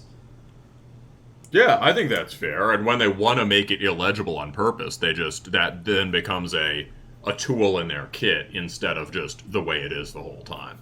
Right? Yeah. Like, when it gets extremely technical and chaotic, now it has a lot of impact here. Yeah, I think I do like that about this. I feel like, to me, I think the strongest tracks are from Spray and Pray through In the Locker Room. I'd say, yeah, that is a brick of songs that it's like far and away. Yeah. There's a clear thread there, and they're all excellent. Yeah, I don't know if it was just the fact that me not being a Brutal Death guy, I was a little tired by the end, but to me the last four didn't have the same kind of impact. I thought the first three are solid, and then that middle sequence is just really strong. Oh yeah, no, I would agree. It's interesting, because I know it's like, you know, I enjoyed the first few tracks, but then I heard Spray and Pray, and that really perked my ears up, and it continued. I like all the tracks, but definitely through In the Locker Room, totally agree. There's something about that sequence there that I really want to see expanded on. But yeah, and you know, this also has the Brutal Death incorporating Ulcerate thing that we predicted. Well, you know, a lot of people have been doing it, and it's interesting. I think that as maybe didn't so much. Maybe it doesn't turn out that. Maybe it turns out it's not so much that we predicted it as we thought. Oh, is this a thing that's going on? And then it turned out that is what is going on. Yeah, and I think that I actually in this interview that we have coming out, the guy I was speaking to mentioned the real crucial point, and I'm starting to think that it might be this band more than Ulcerate these guys are listening to, which is Disentomb, which, if you're not familiar with them, they're an Australian brutal death metal band with a lot of kind of old school doom death ideas tucked in there also. And it ends up sounding, in a roundabout way, a lot like Ulcerate. Interesting. Yeah, but yeah, I agree that sort of more space in part... Like, I'd love to hear more of those ringing hardcore part moments just out of personal bias, but, like, in general, more breathing room for distinct melodic ideas that then get carried through the crazy parts is a good idea. Also, we should talk about the cover of this record. Oh, yeah, we should. Oof. That is really good and really horrible. Yeah, so essentially it's a zombie scene, but... It's just meth addicts. They're just people. Yeah, they're just people on meth. They're just the most horrid, epic meth alley ever, and it has every single depraved act you've seen on a Brutal Death cover. It has, but just all in this like too real meth context. I like the one guy in particular, who is. Like, the lighting kind of draws your eye to him, right of center. The guy leaning up against the garbage can with his meth pipe while shakily pointing a revolver out at the crowd in front of him. I also saw that one. Yeah. I think that's the guy. I think that's the protagonist of this is the hero, yes. Yeah. Really make it out alive. I don't want to hurt anyone. I just want to be here smoking my meth. Yeah, back off. Hey, I'm smoking here. I'm smoking. Back off. I think this is loaded.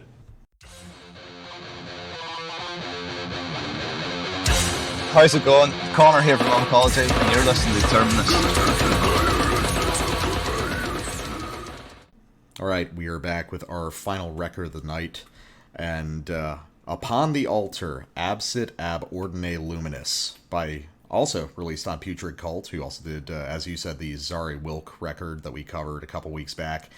And does this cement Putrid Cult as, like, bang, like, right to the top of our radar, or what? Pretty much, yeah. I mean, I don't think we've ever... I think we usually try not to cover too much from one label at a time. I think this is the first time we've covered... This is the shortest succession of stuff by one label I think we've ever done. Mm-hmm. Like, how long ago was it that we did Zari Wilk? Is that 3 weeks ago? Yeah, 2-3 weeks ago, something like that. Well, yeah, what a strong set of releases from different, but, I mean, you can hear there's not opposite sides of the universe, but very different styles. Mm-hmm. The Zari Wilk sort of like triumphant pagan black metal, heavy metal. This is... rumbling Black Death war metal. Yeah, no, pinning this down into a particular style is kind of challenging. I mean, it's got a lot in common with a lot of different things. It's got that war metal kind of like rumbling quality to it. Mm-hmm. Almost sort of like like antediluvian or something like that occasionally. Spiritually similar in some ways, yeah. But it's also got a lot more straight up kind of heavy metal in its DNA than you typically hear, as well as a lot of just primordial extreme metal. And I think, I'm going to get into it, but I think that's where the heart lies on this music. It's in an interesting interpretation of what being a black or death metal means. Yeah, for sure. This is the press material insists that this is death metal. It says metal early 90s cult of death. Actually, maybe it doesn't say death metal. Expedition to dangerous cemeteries where ritual mutilations go hand in hand with bodily pleasures. Okay, well, that could be everything. Never mind. So it just says metal, all caps. There you go. Mm-hmm. That's relates to what you were saying. Yes, this is, in some ways, this is very arty, but it is not at all remote or sort of refined. These guys will, given the opportunity, these guys will always go for the big gut punch moment, but they'll do it in a very smart way that is unique. Yeah, no, it's very arty, but art people will not listen to this. This is art this is art in the sense that we like, right? Yeah, This is the kind of art that Terminus is all about supporting. 100%. No, I this is another record that will almost certainly be on my year-end list. I absolutely love this. This is one of the pet niches that I really fixate on musically, because this has the fingerprints of stuff like Profanatica and Havohe, old primordial incantation, as well as like Von and Demoncy and stuff like this all over it. It's I would say, as far as stuff that we've covered, the two closest things that this is going to be to are the Cultum and Teradum record we covered last year, which I believe was also Polish. Yes, yeah. I wouldn't be surprised if they knew those guys. Yeah, as well as the Prosanctus Inferi record, Hypnotic Blood Art. Yeah, they're pulling from a very similar set of influences, and a lot of people pull from these influences, but what they do with it is what really makes it. I fucking love this thing. Like, every second of it. I love it, too. This is sort of a thing, definitely in the category of bands that sort of fill a niche I kind of always wanted filled. Does that make sense? It's like... Yeah. It's, like, something like... It's a little like Concrete Winds in that sense, where it sort of shows you, it's like, oh, yes, this is what I want. It's kind of... It's a lot... Like, it's way different from Concrete Winds superficially, but in terms of the kind of, music adjacent extreme brutality that sounds very new by tapping into primordial extreme metal, this is very similar to that. Yeah, this is such a perfect execution of so many different established ideas, and it's done so fluidly and in such a relaxed manner that it really comes into its own. It's comparable to 100 Things, but no band really sounds like this. So, death metal guy, why don't you tell us about the influences? Okay, so late last year I interviewed R from Numa Hagion. We were talking about Void Gazer, his first full length. And me and him have talked for a long time, but something he said on the show was talking about his perspective of early extreme metal, particularly like as a teenager. And something he said stuck with me, which was that, you know, we were both huge fans of Von. I mean, me and him go way back, so we listen to a lot of the same stuff. And he said, you know, I mean, everyone refers to him as black metal, but I always just saw Von as a death metal band. And I can kind of get that. And I can also kind of get Bekhira's Drawing Down the Moon as kind of like a death metal album. I mean, it's as similar, you know, in construction to Incantation as it is to Dark Throne, even if it's thematically different. And then just extending that further, Incantation's Onward to Golgotha is kind of like a black metal record in a lot of ways too, unintentionally. So what I'm really getting at is, first of all, the delineation between these genres. Everyone knows that it was much more porous back then, but they don't really feel that. They still think everything slots into a category. And I think that what happens on old Profanatica, old Von, early Incantation, Bekhira, all that stuff is extremely important. And I think that we lost something when we stratified the genres down into these much firmer lines than they were back then. I don't know if a record like Drawing Down the Moon can be made today, you know, because it's just not the way we think about this music anymore. But I think that these guys here, Upon the Altar, are part of a new group of bands reaching back into that well and taking it exactly for what it was, which is this primordial occult extreme music, and bringing it back. And it's one of the most exciting things happening in extreme metal to me today.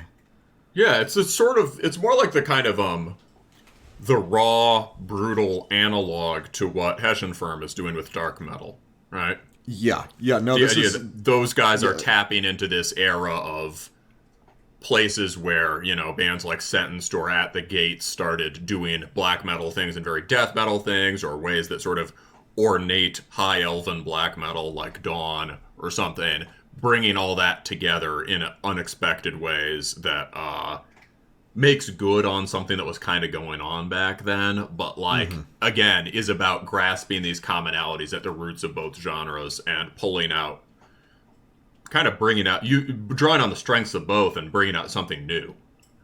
Oh, yeah, yeah. I mean, this is the realization of something I've done a lot of. I've played a lot of music kind of in this vein before, and this is one of the first bands I've heard that really captures exactly what I imagined, where you're combining this sort of austere minimalism and rigor of black metal, but with the tonal ideas and just being really fucking heavy, like death metal. You know? I mean, I think I described to you at one point that my ideal band is like Vaughn on an 8-string, you know, and this approaches that remarkably closely sometimes. All right, well, why don't we show them the heaviness? This is the first track, Crown of Weakness, by the second riff. I knew this was brilliant.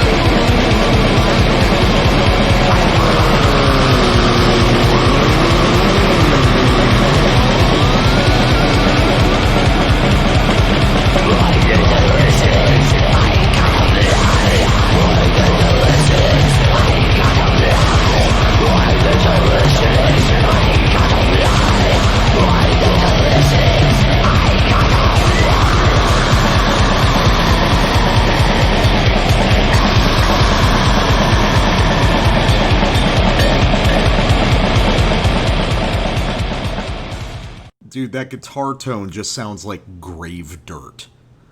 like not it being shoveled or moved, just the sound of the dirt as it exists as a physical substance. It's so fucking awful and awesome. Yeah, just resonating grave dirt. Dude, so do you catch that second riff? Oh, yeah. Yeah, it's just So the one that is just a note. yes, the second riff is one note. So the first riff is just like, and then there's like one or two other chords after it. And then as soon as it opens up into the groove, it's just one note. Yeah. It's... Which is like my ideal for this style. Oh, no, I think that... honestly, it's so... Because you called this out before I did it, which was, like in your notes on it. This is so remarkably similar to a lot of my own music that I've done. It's like, these guys are listening to exactly the same things that I'm fixated on. and it's just very strange to hear it coming from someone else, you know? There's similar kinds of play with space here, and parts of, although it's got a very robust low end, and in a way that your stuff deliberately de-emphasized, there's still kind of a hollow quality to the sound. It's not classically cavernous, but it's very ghastly. Yeah, it's got that negative space thing. Yeah, you got the grave dirt low end, and then there's just a bunch of kind of floating spectral fry noise over it. Yeah. Oh, it's so sick. Also, love those just totally fucking blown Ride for Revenge vocals. You know what it is? It's that none of it is actually cranked up that loud. Except for maybe the low end. Everything else is... And the low end and drums are loud, but, like, vocals are back, too. The higher guitar stuff is back. Mm-hmm. Yeah, it's, it is oddly quiet, in a sense. But that's just because it's so infused with low-end rumble that you can't really raise anything else without it clipping to death. Yeah, this album basically has sub-bass. Oh, yeah. The rumble... well, I mean, like, one of my other favorite bands that I fixate on is Grave Upheaval. And this is much more like music than Grave Upheaval, but it's got a very similar vibe going on. Yeah, also just, speaking of that, I got a Galaxy Brain meme for you, which is, one, no brain, play notes. Right. So that's your average blasphemy or revenge clone. Okay, it's your Phrygian scale power chords. Okay, number 2, don't play notes. That's Deifago, which is a band that you can't say they don't have a certain something, but there's not it's kind of, once you've heard 30 seconds of it, you've heard it. Yeah. 3. Play so many notes you can't hear them. Conqueror or Impetuous Ritual. 4. Play notes backwards. Antediluvian, Portal. 5. Play one note upon the altar. It really is. And no, there's a sample that I pull later on in this record where it's like, how ghastly and austere can we make these ultra low single string tremolo runs be? And it's like and it doesn't even make sense because we're out of those. We're out of every like tritone sequence played on single string tremolo, but it's like, fuck it, it still works, man. Yeah. All right. Okay. So just perfect metal name generator for a song, for an album, for a band, for a lyric, for any idea. It's like this came out of an ideal metal phrase machine. We have to sample the track Wolves of Napalm. Wolves of Napalm. I just want that to hang in the air for a little bit, that's what this fucking song is called. And yeah, it's glorious. So let's the heaviest plural in metal. Yeah. It really is. Oh wait, you know what? Oh crap! On the Bandcamp, they spelled it right. Oh, okay, I gotcha. So damn, there's some even. So okay, well, I guess we have Did someone spell it differently on the YouTube? On the YouTube and on Metal Archive. So I guess it was put out that way at some point. But we're gonna choose Wolves because that's crushing. I think Wolves of Napalm rules. Yes. So let's listen to the first half or so of this song, where the main riff is basically a dark funeral riff played in Z flat, and it rules. So let's go.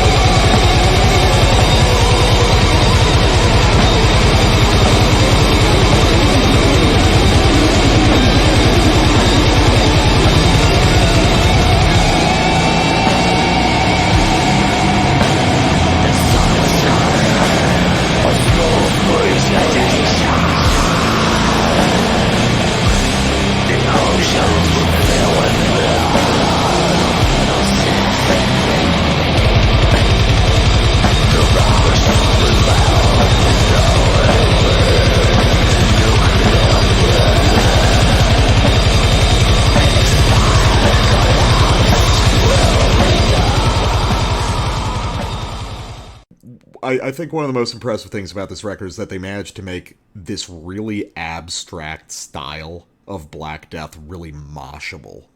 Dude, yeah. The rolling double bass, they're da da da da da. Yeah, yeah. Yeah. I mean, that's just a giant pit riff, but it's also just this insanely austere, like, stern Black Death riff, and it's so elemental. I mean, we've probably heard that exact riff before in a lot of places. I think that's on a Grave record. It's probably on a Grave record. On the first Grave record, yeah. Yeah, it's probably also on, like, it's probably on an Incantation record. It's probably on a Demoncy record. Mm-hmm. It's also probably, weirdly enough, like, on Carcass's Symphonies of Sickness or something. It's primordial extreme music. Like, it's just this really dark cluster of minor scale notes played all within a single octave, which is like the elemental black or death metal riff configuration, you know? Mm-hmm. It's and I mean, honestly, a lot of the heavy lifting on this record is done by just the timbre of this music is off the fucking charts. Like when we were talking about Altered Dead, talking about how the sheer force of the production and the timbre of the instruments transformed it completely. A similar thing is happening here. Like, this is one of the best produced records I've heard in a long time for a specific purpose and style. I agree. I love the sound. I could, it's so... If you're into this shit, this is very pleasant to listen to. Yeah. You could listen to this, if we lived in the same location, we'd listen to this while getting super drunk, right? But you could also listen to this while I have listened to this while like doing work.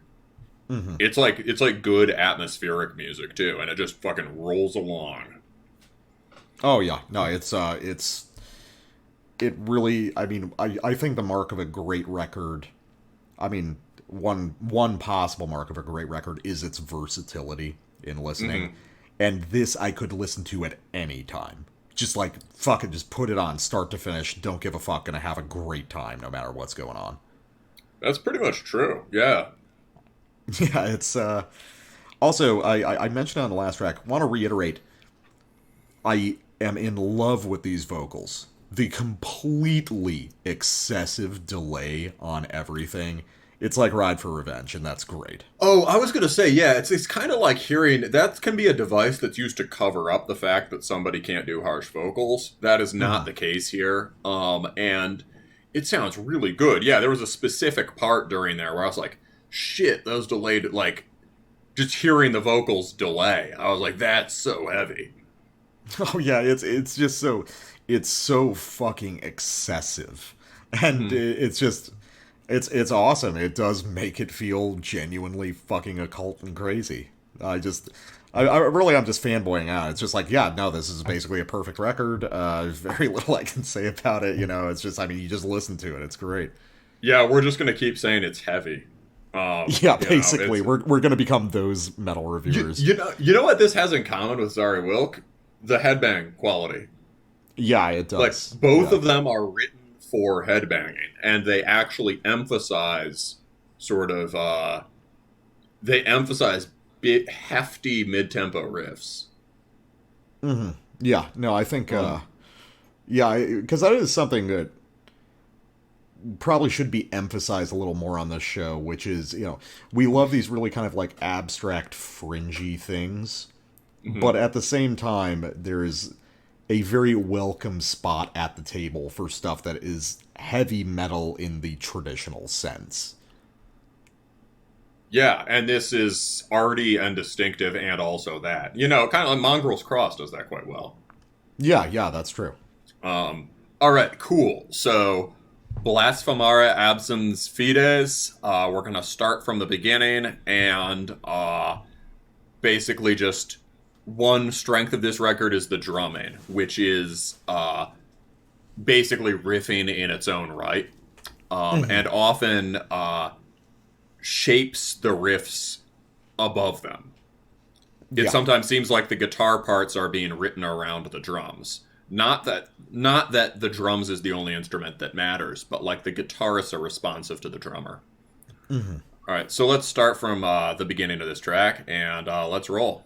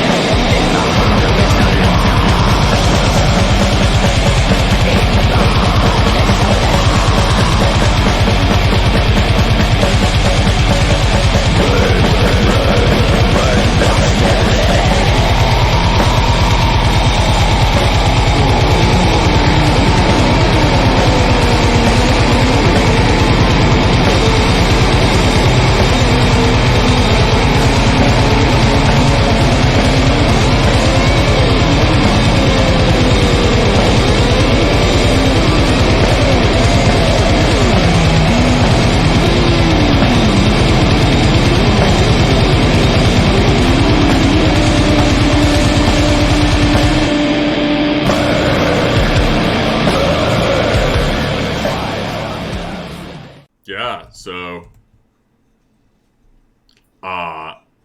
just what the fuck were those broken blast beats at the beginning? They were really fucking awesome. Just the weird staggering kick drum there is very, very strange and awesome. I mean, that's like a stroke of genius. Oh, right? yeah, no, Like, I love that. This is, so one of the great weaknesses or limitations of certain kinds of primitive Black Death is that it's drum music written around the riffs. Mm-hmm. So if you are Blasphemy or Diocletian, you can write cool war metal riffs that are still very minimal. Yeah. Power chordy or single string trem. And you can fill in just really brutal drums under that, and the drums will have a lot of impact. But if you're not, what you get is a lot of just like really generic kind of slinky minor scale thrashing with just loud drums that are locked into boring patterns. Mm-hmm. This is just, yeah, you could really hear how the drums were like the lead melody there, right?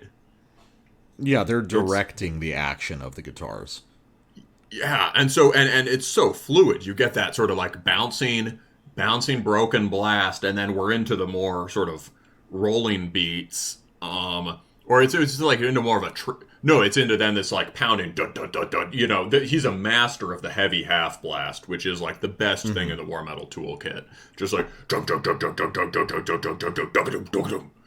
great toms and bass throughout. And then eventually we just get to this roll, and that's one of his big things. Just and you can swing your arms around, knock a drink out of someone's hand, get beaten up by the bouncers. But yeah, it's that part is great too, and I love the solo. Yeah, that's something that's worth talking about, is like the bizarre atmospheric lead guitar stuff that happens across this record. It's like it seems they seem to be exclusively made out of just like dive bombs and like horrible trill notes and stuff. it's like it's all the like big breaks between phrases in a solo, but without any of the notes in between. It's so fucking cool. Yeah, that's how it should be. I mean, I feel like maybe people are starting to figure that out now, or just go for it. What it is there's a commendable lack of ego to it. Mm-hmm. It's like, I'm not showing off how great I am at guitar. I'm not playing a guitar solo. This is fucking black death metal, right? It's like I'm making noise to indicate my pleasure at playing guitar, you know? Yeah. It's like the old school, it's like the grind. Like, this is noise, not music, thank you. Yeah. And and where that technique is coming from, it is ultimately coming from Discharge and Kerry King, right? Who are my two favorite soloists. But like, this is way more, there's way more, lots more you can do with it, right? There's way more like reverb here and psychedelic stuff. Who were we? Oh, Kalakuma on the last episode also had these kind of ego-free solos, and his were more oriented around melody, but they were similarly like not about playing a rock solo in a metal song. Yeah. No, I think the idea of the noise solo as atmospheric tool is a big deal, and I want to start seeing people compose riffs just out of those things. There's so much you can do with that. Oh yeah, there's so much to just from which people have done. Well, once you're dealing with raw noise, there's just infinite sonic space, right? Yeah. No, I mean, it's like, Luke LeMay from Gorguts talking about when they wrote Obscura and how they were just kind of like humming ideas and making mouth sounds and just like making noises, and then they wrote the guitars to like translate those noises. It's like, when we start getting everyone writing riffs like that, there we go. That's the next best thing, is the abolishment of the note as the main form of musical expression. This is certainly, this is one note / no notes. Yeah. So, speaking of no notes, or a few notes either very carefully chosen or completely randomly chosen, I'm not sure. Title track, Absit ab Ordine Luminis. So I think this is the closest I've heard another band actually get to the record Joined in Darkness by Demoncy, which, if anyone's listening and hasn't heard that, it's probably one of the 10 best metal records ever made. It's unstoppable. It's like the most evil thing ever created. So Demoncy, if you haven't heard them, it's insanely, rigorously minimal black metal that actually just sounds kind of like death metal to me. Riffs of literally 3 single-string tremolo notes drawn out for unbelievable lengths. And you're going to get to hear these guys do the same thing here. And I propose we bring back a crucial primordial USBM technique, which is the riff where nothing happens very specifically.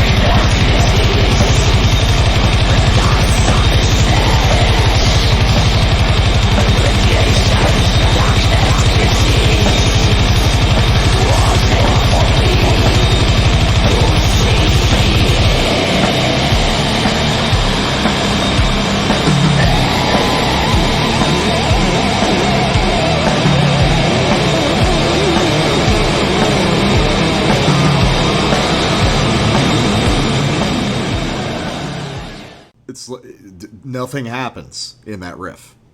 It's got literally no motion except gravity to it. It just congeals in on itself. And all those are usually bad features that you find in bad riffs, but here it's basically perfect because the tone of this music is so perfectly established. It's just like a pool of blood forming under someone. It's a completely different effect from what you usually get in a metal riff. Well, that's a good example of what you said about the soil, right? Yeah. There's a quality. We talked about this, especially early on the show, the idea of like, oh, death metal is like a music made of matter. And then that's one of the most death metal aspects about this. This is material music. It's got a physical quality. Like you could reach out and touch any of what's being played here. Yeah, and they're the kind of, usually formlessness is the kind of thing I complain about endlessly in a riff, but they're like, sounds stupid, but the formlessness is the form, right? Like, oh yeah. And it's being used, they're doing with power chords what they do in the noise soloing, which is breaking out of,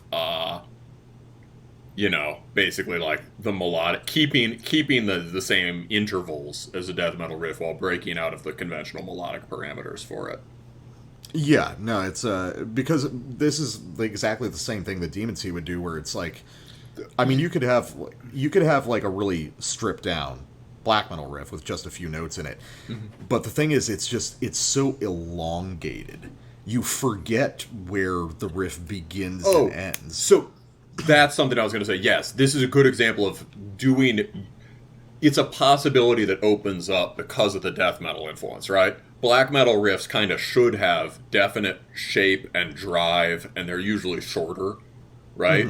But yeah, it's like, why not? When your riffing principle allows you to just do random chromatics and is supposed to sound bizarre and otherworldly, like you might as well just, you have range to try that, right? Yeah, it's just fucking just hold that note forever.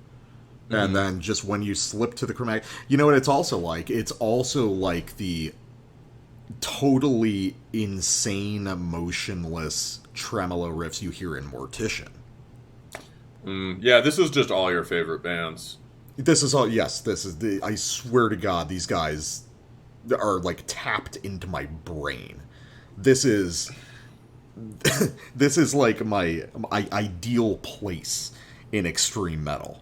Is all of these convergent ideas, and then I've made music that attempted to unify all of them, and these guys have done it. These are the people, the only other people on the planet who, like me, saw the direct thread between Demoncy and Mortician, and they decided to make a band out of it. Like, fuck yes.